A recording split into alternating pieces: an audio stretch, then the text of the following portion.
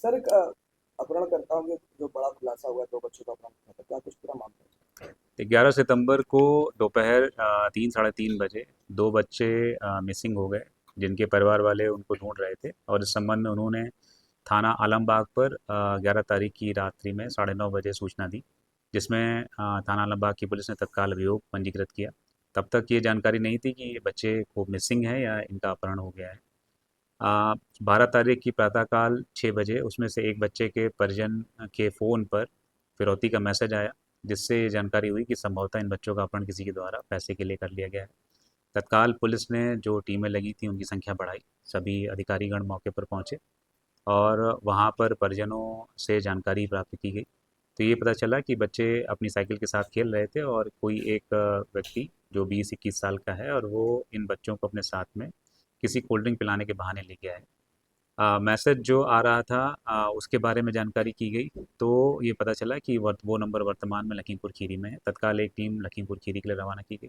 इसी बीच में 8:30 बजे परिजन के फ़ोन पर पुनः कॉल आया अपहरणकर्ता का, लेकिन अपहरणकर्ता स्वयं ना बात करके एक बच्चे से ही परिजनों की बात करा रहा था और बार बार इस चीज़ पर जोर दे रहा था कि कतई कि पुलिस को इसमें इन्वॉल्व ना किया जाए, और जो मैसेज है, मैसेज में 10 लाख की फिरौती मांगी गई थी, उस मैसेज को फॉलो किया जाए। और बच्चों से बार बार ये भी इमोशनल संदेश देने का प्रयास किया जा रहा था कि क्या आप हमें प्यार नहीं करते हो, ताकि माँ बाप तुरंत वो पैसा दे दें।